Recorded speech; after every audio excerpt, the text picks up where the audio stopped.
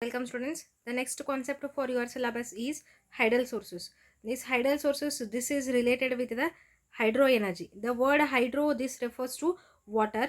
Basically this hydro energy is considered as indirect source of solar energy. Means with the help of solar energy indirectly we are getting this hydro energy, and the justification for this I will give in the diagram.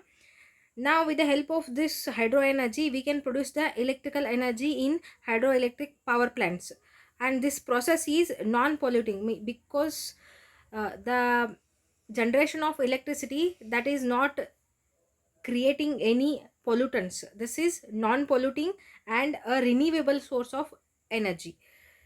So now come to this diagram. With the help of this solar energy, the water which is present on the surface of the earth, that is going to evaporate, then again it goes to the atmosphere, then it condenses, then precipitation takes place, then again in the form of rain uh, it will come to the earth surface. So this water only we are going to use for the power generation. So as a result this hydro energy is indirect source of solar energy. So this is regarding hydel sources. Next is nuclear energy. So basically this nuclear energy is a form of chemical energy, because by some chemical reactions we are going to produce the nuclear energy. That's why this is a type of chemical energy, and this chemical energy, this is released during the nuclear fusion or fission reaction. So nuclear fission and fusion, I hope you know. Nuclear fission means here a heavy nucleus is break into two lighter nuclei, and during this process a large amount of energy is released, and that energy so we are using for the further nuclear reactions or production of the electricity, and that energy is called as nuclear energy. This is nuclear fission reaction. And in the fusion reaction, two lighter nuclei are fused together to form the heavy nucleus. Again in this process also a large amount of energy is released, and that we are using for our uh, uses, and that energy is also again called as nuclear energy. And this energy that we are going to measure in terms of mega electron volt. Next one is greenhouse effect. So this, regarding this effect, you have been studying since high school days. So we know that earth, look at this diagram. Earth is surrounding the earth surface, there will be the atmosphere. Then again above the atmosphere there will be some gases like carbon dioxide, nitrogen oxide and methane. Like this some gases are present, and these gases we call as greenhouse gases. Come to the first picture here. So here what happens actually is, sun is reason for the solar energy. So from the sun we are getting solar radiations. These fall on the surface of the earth, and part of the radiations are absorbed by the surface, and part are again re-radiated, part are reflected back. Then again they go to the atmosphere, then again they go to the greenhouse gases. Actually what these greenhouse gases they do is, part of the gas they will reflect back to the atmosphere, and part of this, most of the heat that will be again transmitted to the space. So this is what happens. Sun that produces the radiations that comes to the earth surface, then earth surface that absorbs part of the radiation and re-radiated heat back to the atmosphere. Then again it goes to the gases which are present above the atmosphere. So here these gases which are present above the atmosphere, again what they do is, part of the heat radiation they reflect back to the atmosphere, and most of the heat they will reflect to the space. This is what happens.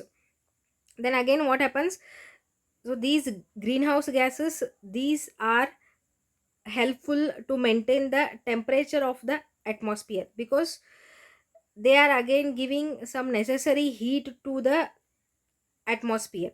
So because of this, so there is a limited heat on the surface of the earth, and all the human beings are surviving on the surface of the earth because of this phenomenon.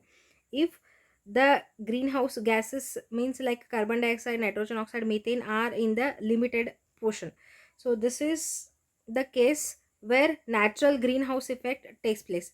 Then because of some human activities, so what happened, because of the some gases that are present, that are released during some processes, so what happens, more amount of carbon dioxide, methane and nitrogen oxide, they are released to the atmosphere.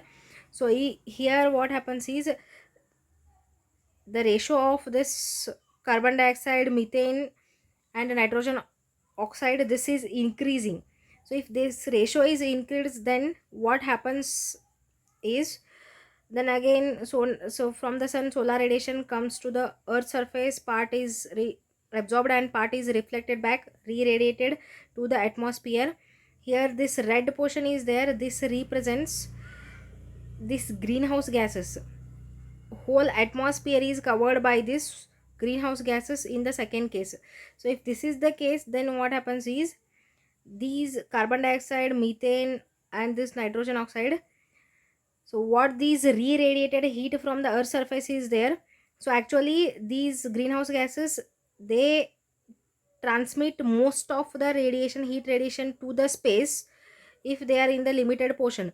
But here this ratio is more, means what happens is, they transmit less amount of heat to the space, and they again reflect the heat back to the atmosphere. So because of this, what happens is, the temperature above the surface, means the temperature of the atmosphere, that is increasing, because most of the radiations are reflected by these greenhouse gases. So as a result, this causes, greenhouse effect causes global warming. Next is advantages and disadvantages of conventional source of energy. So we know that conventional energy source means, by the fossil fuels, so we are getting these kind of energy sources. So the first is oil and the natural gas, these are the conventional energy sources. So what are the advantages of this oil, means it is very easy to transport, means with the help of tankers we can easily transport this oil. And basis of a petrochemical industry, oil is base for all this petrochemical industry. Next, natural gas is there. Again, this is also very easy to transport, with the help of pipelines we can transport natural gas very easily. And then it is very clean than oil and coal, cheaper than oil, this natural gas is cheaper than oil. Then what are the disadvantages of this oil and natural gas, means depletion of oxygen due to oil spillage and gas leakage. So when this gas and oil spills, depletion of the oxygen takes place. Then pollutants are released, because of this burning of oil and the natural gas, pollutants are released and this causes acid rain. Next disadvantage is exploration of new fuel is not so easy. Next conventional energy source is nuclear energy. So advantage of nuclear energy is, the energy emitted during this chemical reaction is very high. So it emits a large amount of energy, but the disadvantage is, it generates a radioactive waste, and this radioactive waste is very harmful to the human beings, and this is very expensive one. So these are the disadvantages. And coal is the next conventional energy source. It is extensively available, that is the advantage. And efficient conversion of electricity, so with the help of coal, efficiently we can convert this into electricity. But the disadvantage is, this is a polluting source and bulky to transportation, because transportation is not so easy, as this is heavier one, so it is bulky to transport and this is polluting source. Next conventional energy source is a hydel power. Advantages of this hydel power is, first one, this is non polluting and it promotes irrigation and the fishing. Next, it is the cheaper one. But the disadvantage is, so here we have to displace the local community, inundates low, and then it is expensive to set up. So these are the advantages and disadvantages of conventional energy source. So now Now we'll move towards the renewable energy sources. These renewable energy sources are very important because of the benefits that it is having as compared to conventional energy sources. So the first one is, these are environmental friendly because they produce less greenhouse gases. Actually they won't produce any kind of pollutants, so we can say that it produces less greenhouse gases and less pollution. These are environmental friendly and the sustainability is more. From this we can get the long term benefits, and sustainability will be more for this renewable energy sources, and the economy will be best. These are economically good to use, so the economy increases, so because of this renewable energy sources, and they reduce the import, because to use this conventional energy sources we have to import this petroleum and coal from other countries, because only few countries that are reached by these conventional energy sources. So if we are using renewable energy sources means, we can reduce the import. So this is the big advantages that leads to increase in the economy. So here what actually takes place is, so look at this graph,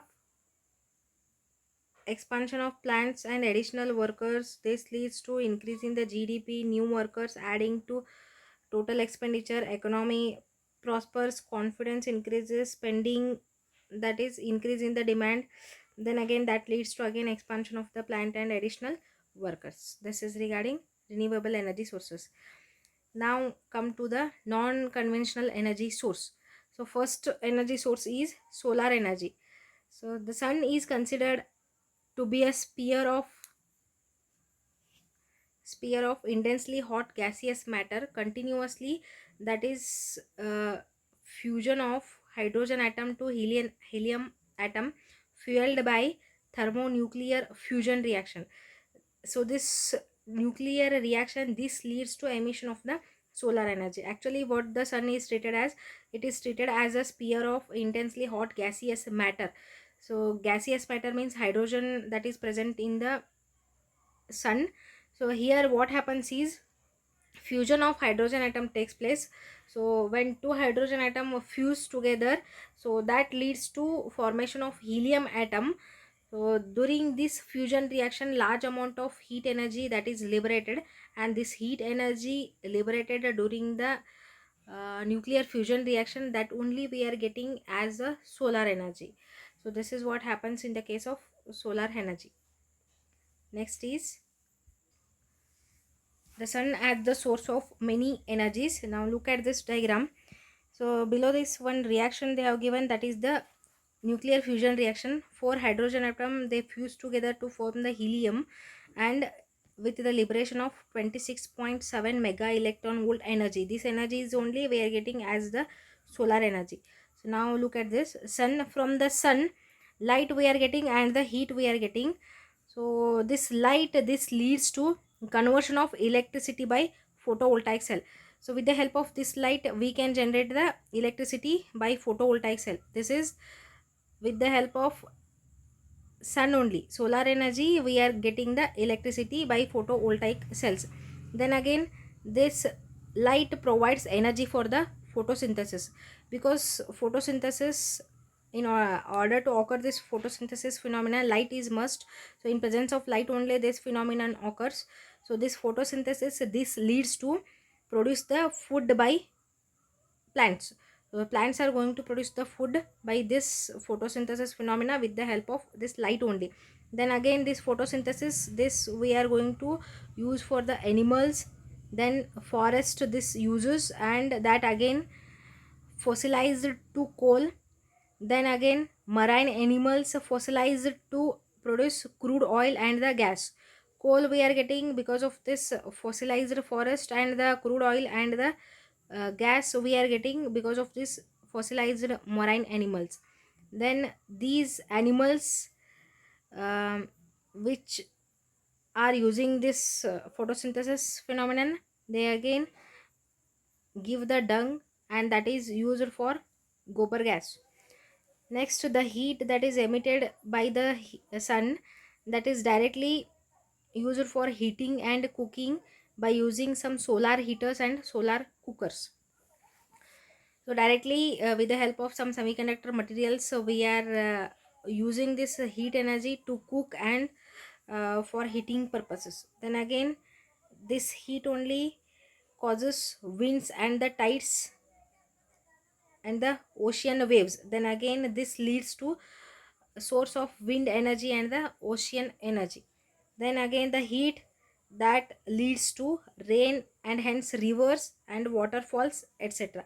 So because of this heat only rain occurs, and then rivers and the waterfalls are because of this solar energy. Then with this rain, rivers and waterfalls, we can produce the electricity, and that is the source of hydroelectricity. This completes today's topic, and the remaining part we will discuss in the next class. Thank you.